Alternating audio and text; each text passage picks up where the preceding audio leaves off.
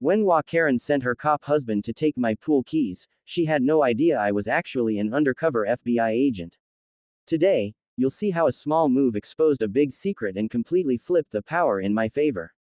When HOA Karen decided to send her cop husband after me for the pool keys, she thought she had me completely cornered.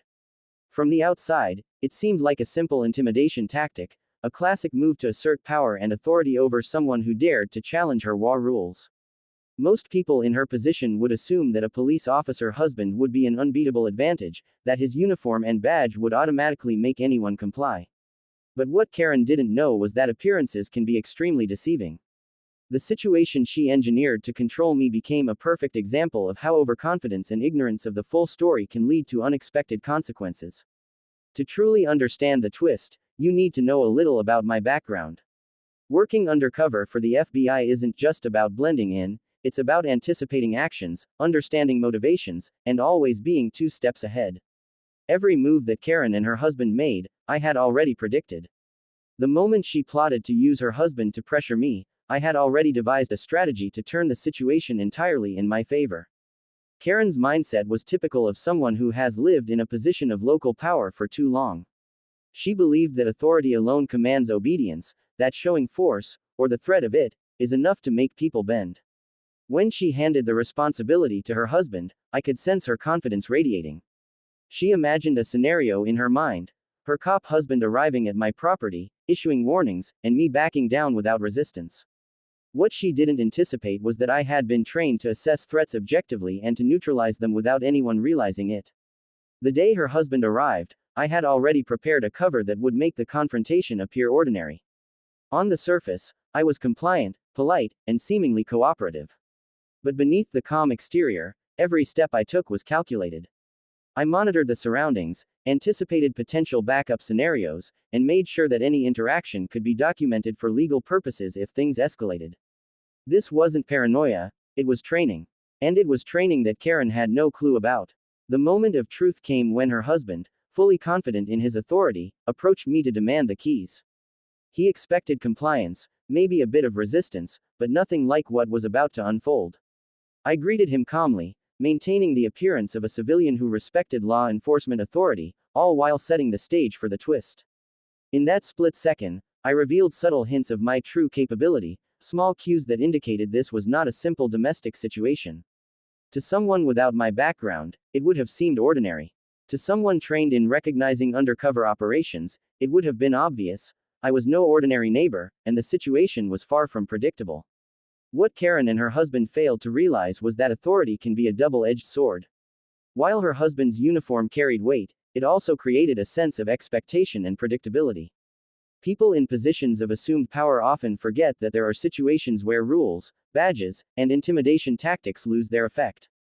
That was precisely the moment when the unexpected twist took hold. Karen had assumed control, but she was walking straight into a scenario that had already been mapped, studied, and planned by someone who had the advantage of foresight. The beauty of the twist wasn't just in the fact that I was undercover, it was in the way every element of Karen's plan worked against her without her even realizing it. The very tools she thought would assert dominance, the threat, the presence of a law enforcement officer, the expectation of fear, ended up highlighting her own vulnerability. She underestimated my awareness, my ability to strategize, and my capacity to stay calm under pressure. By the time she started to notice the subtle signs that something was off, the situation had already shifted completely. From this moment onward, the dynamic of power completely reversed. Karen, who believed she had all the leverage, now had to face the reality that her actions had been anticipated. Every command, every demand, every step her husband took was no longer a threat, it was a carefully observed set of moves within a scenario that I controlled. The twist was not dramatic in the sense of loud confrontation or chaos. It was psychological, strategic, and subtle, a perfect example of how being underprepared against someone trained in observation and anticipation can result in complete reversal of power. What makes this unexpected twist especially compelling is that it didn't rely on physical confrontation or dramatic reveals at first. The real impact came from Karen's growing realization that things were not going according to her plan. Her confidence started to falter, and small hesitations began to show. In situations like these, the smallest cracks in authority can create massive shifts. And that is exactly what happened. Every second she hesitated, every question she asked herself about what was happening, compounded the effect of the twist. In the end, the lesson from this moment is clear: never assume that force or perceived authority is enough to guarantee compliance. Overconfidence, especially when combined with lack of full information about the other party, is often the reason for unexpected outcomes. Karen's attempt to control me using her husband as leverage backfired spectacularly, not through aggression or confrontation, but through careful preparation, strategic anticipation, and the calm execution of an undercover role. What she expected to be a simple assertion of dominance turned into a situation where she had no idea who truly held the power. The twist also highlights the importance of perception. Karen believed she was in control because of the superficial symbols of authority at her disposal. But true control is more than symbols: it's understanding, preparation, and the ability to act decisively while keeping the opponent unaware. By the time Karen began to notice that something was different, it was too late. Her expectations were shattered, and the reality of the situation was clear: the power she thought she had was an illusion. This experience also serves as a reminder that in any scenario where someone attempts to assert control, it's critical to anticipate variables that the aggressor might not consider. In Karen's case, she didn't account for training, foresight, or strategic thinking. Every action she and her husband took fit perfectly into a scenario I had already prepared for. What seemed like an overwhelming force to an outsider was, in reality, just another predictable sequence that could be navigated and controlled. By the end of the encounter, the twist had fully manifested. Karen's plan, designed to intimidate and assert dominance, had done the opposite. It exposed her vulnerability, revealed her assumptions, and ultimately highlighted the stark contrast between perception and reality. The unexpected twist was not a sudden dramatic reveal but a carefully orchestrated shift in power that left her realizing she had underestimated the situation entirely. In storytelling terms, this moment is the perfect example of dramatic irony. The audience, or in this case, Meat, knows the full picture, while the protagonist, Karen, remains unaware until it's too late. The twist isn't just entertaining, it's educational. It teaches about strategy, anticipation, and the dangers of assuming control without complete information. Karen's reliance on external authority rather than actual understanding of the situation became the very factor that led to the reversal of power. By examining this encounter, it becomes clear how the unexpected twist works on multiple levels. There's the immediate situational level, where the confrontation itself plays out. There's the psychological level, where perception, confidence, and hesitation interact. And there's the strategic level, where foresight, planning, and preparedness create a decisive advantage. The interplay of these levels is what makes the twist not just surprising, but inevitable once you understand all the elements in play. Ultimately, the key takeaway from this moment is simple but profound: never underestimate the unseen, and never assume that apparent authority guarantees control. The unexpected twist here wasn't just a plot device, it was a real-life demonstration of how preparation, strategic thinking, and calm execution can completely overturn expectations, even when facing someone who seems to hold all the power. Karen's attempt to intimidate me became a lesson in humility and foresight, and the situation proved that the true measure of control lies not in appearances, but in awareness and capability. When facing HOA Karen and her plan to use her cop husband to take my pool keys, the real advantage wasn't brute force or authority, it was strategy. In situations like these, strategic advantage isn't just a concept, it's the difference between being controlled and being in control. From the moment I realized what Karen was trying to do, I began analyzing every variable, every possible action she could take, and every potential response. Strategic thinking in a high-stakes situation is not a luxury, it is a necessity. And this encounter became a textbook example of how careful planning and tactical foresight can completely shift the balance of power. At its core, strategic advantage is about preparation. Before Karen even made her move, I had already studied the environment, the players, and the potential risks. I knew her personality, her overconfidence, and the likelihood that she would escalate matters by involving her husband. This allowed me to design a response that would appear ordinary on the surface but was, in reality, a carefully executed plan. Every step I took was informed by anticipating her decisions, predicting her emotional reactions, and staying 3 steps ahead at all times. One of the most important aspects of strategic advantage is understanding the psychological dynamics at play. Karen believed that sending her husband would intimidate me, but I knew that the presence of authority doesn't guarantee compliance. Instead, it can create predictable patterns of behavior. By observing and understanding these patterns, I could manipulate the situation subtly to my benefit. The strategic advantage was not about confrontation, it was about creating an environment where I controlled the perception of power. She might have thought she was leading the situation, but in reality, she was navigating a scenario I had meticulously designed.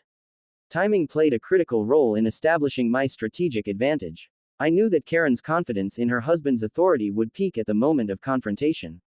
That was the exact moment I could act, using calm composure and controlled actions to shift the dynamic. Strategic advantage often comes down to patience, waiting for the perfect moment to act rather than rushing in. When her husband approached, fully prepared to assert authority, I was ready.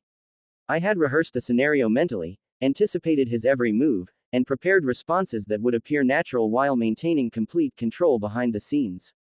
Another key element was resource management. Being undercover in the FBI teaches you to maximize limited resources and leverage them in ways others don't anticipate. In this case, the resources weren't weapons or tools, they were information, situational awareness, and psychological insight. By using these resources wisely, I ensured that even if Karen or her husband thought they had the upper hand, they were actually walking into a carefully prepared sequence of events that would maintain my advantage at every step. Strategic advantage is also about adaptability. While planning is essential, no strategy survives intact without the ability to adapt to real-time developments. As her husband made his move, I was continuously assessing the situation, ready to adjust my approach based on his reactions and any unexpected developments. This adaptability transformed what could have been a confrontational scenario into a controlled environment where I dictated the flow. Karen had assumed that authority would create obedience, but it was my adaptability and foresight that allowed me to control the outcome. Communication, even subtle, played a key role in reinforcing the strategic advantage. Body language, tone, and timing of responses all conveyed confidence and awareness without revealing the full extent of my capabilities. To someone like Karen, these cues seemed ordinary, but they subtly signaled that the situation was not as straightforward as she thought. Strategic advantage often lies in these small, almost imperceptible signals, allowing you to guide the behavior of others without overt confrontation. Another factor was the element of surprise. By the time Karen realized that her authority wasn't enough, it was too late. The strategic advantage had already been established through preparation, timing, resource management, adaptability, and subtle psychological control. She expected a predictable interaction, but my controlled responses disrupted her assumptions. In any high-stakes encounter, the element of surprise can amplify strategic advantage exponentially. By the time her perception caught up with reality, the outcome was already in my favor. It's also important to highlight the long-term thinking that contributed to this strategic advantage. I wasn't just reacting to a single event, I was managing the situation with a broader perspective. Every move Karen and her husband made had potential consequences beyond the immediate confrontation. By planning several steps ahead, I could not only neutralize their immediate threat but also ensure that future interactions would continue to favor me. Strategic advantage isn't just about the present, it's about anticipating how today's actions affect tomorrow's opportunities. The role of confidence cannot be overstated. Strategic advantage is enhanced by projecting calm and control, even when facing apparent threats. Karen's plan relied on intimidation, expecting fear and hesitation.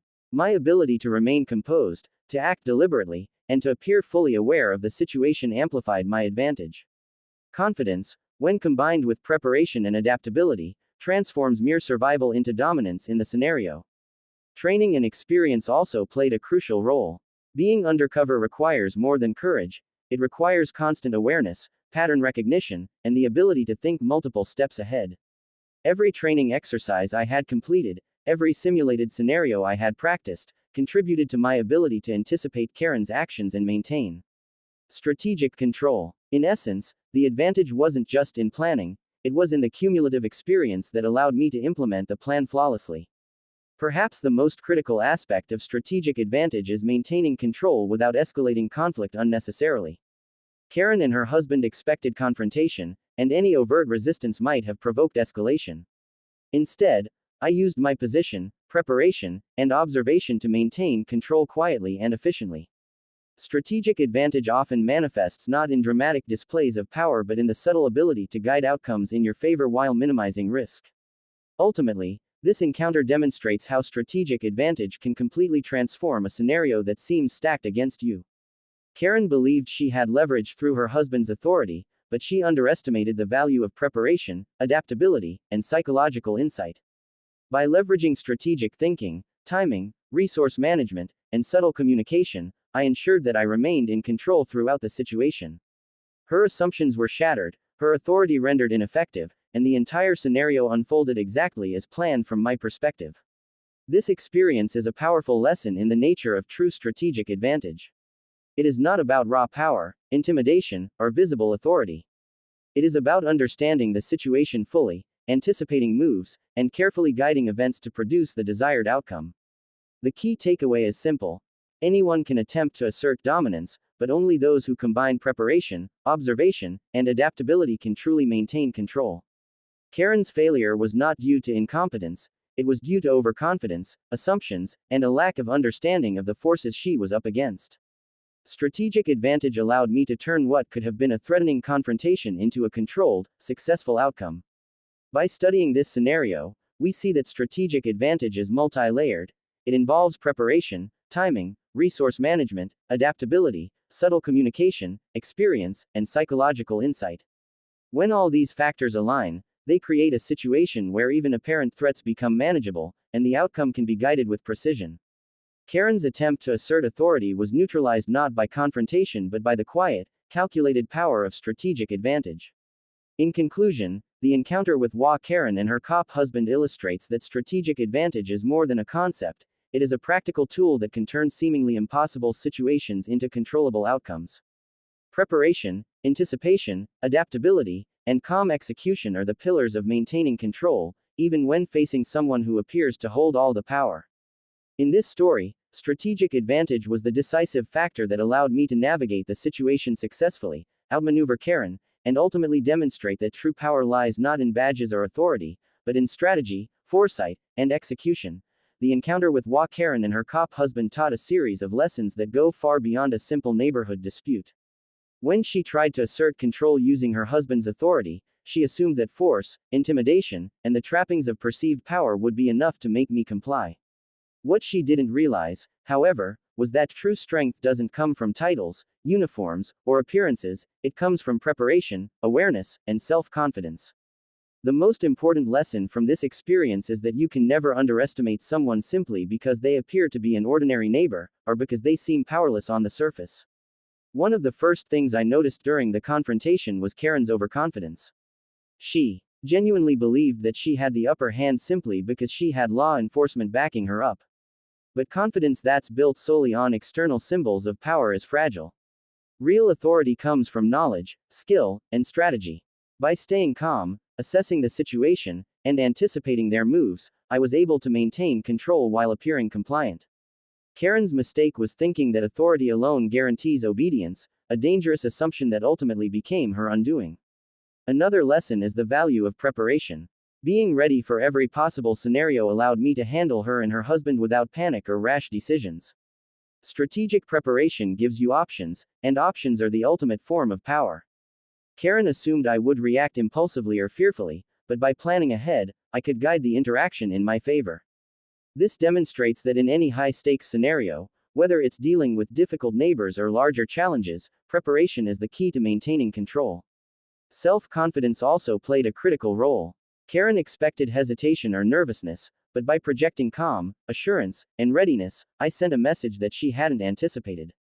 Confidence isn't just about looking brave, it's about understanding your own abilities and trusting that you can handle whatever comes your way. It's a lesson that applies not just in confrontations but in all areas of life. If you believe in yourself, others will have a harder time intimidating you. The experience also highlights the danger of underestimating people based on appearances. Karen saw me as a regular person, someone she could pressure easily, but she had no idea about my skills, training, or mindset. This is a reminder that true capability often lies hidden beneath the surface. People may seem ordinary, but their experience, preparation, and insight can make them extraordinarily effective in unexpected ways. Never judge someone's potential based solely on what you see. Another key takeaway is the importance of staying calm under pressure. Karen relied on fear and intimidation to control the situation, assuming that stress would make me falter. Instead, I use the situation to reinforce my strategic advantage. Remaining composed in high pressure moments allows you to think clearly, make better decisions, and ultimately guide outcomes in your favor. Stress and panic are powerful tools for the person trying to intimidate, but if you remain calm, their influence is greatly diminished. This experience also reinforces the idea that power is not always visible. Karen thought her authority gave her control, but real power is often subtle and strategic. It's the ability to anticipate actions, plan ahead, and respond thoughtfully rather than react impulsively.